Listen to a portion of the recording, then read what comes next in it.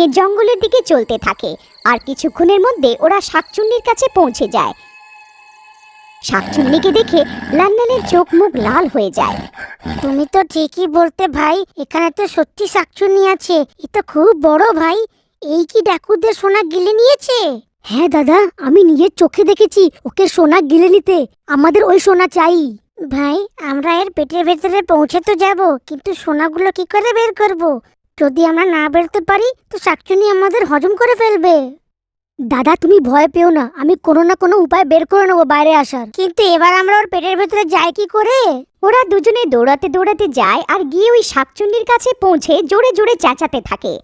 এই শাকচুন্নি, আমরা তোকে ভয় পাই না। দেখ তোর সামনে দাঁড়িয়ে আছি, দম আছে তো খেয়ে দেখা। তোর এত সাহস? আমি তোর থেকে বড় মূর্খ জীবনে কোনোদিন দেখিনি, যে নিজে আমার খাবার হয়ে আমার কাছে চলে এসেছে। তারা তোর ইচ্ছে এক্ষুনি পুরো করে দিচ্ছি। তারপর ওই শাকচুন্নি ওদের নিজের মুখের ভেতরে টেনে নেয়। আরে আমি মরে গেলাম রে, আজ তো আমি বাঁচবো না। এই জায়গাটা তো আমি মরিয়েই ছাড়বে। আরে মরে গেলাম রে। তারপর এই দুজন সিধা শাকচুন্নির পেটের ভেতরে চলে যায়। ওখানে অনেকগুলো কঙ্কাল ভাসতে থাকে। আরে জাগিরা ভাই, আমার মাথা খারাপ হয়ে গেছিল যে তোমার সাথে চলে এলাম। আমার বউ ঠিক বলতো, তোমার সঙ্গের জন্য একদিন আমি বিপদে পড়বো। এবার আমি কি করি? আরে ইয়ার লালান, বাচ্চাদের মতন কান্না বন্ধ করো। ওই দেখো সামনে সোনার ভান্ডার রাখা আছে। আমরা তো মালামাল হয়ে গেলাম, আমাদের উপায় তো কাজ করলো। আমি না তোমাকে বলেছিলাম শাকচুনির পেটের ভেতরে সোনার ভান্ডার আছে?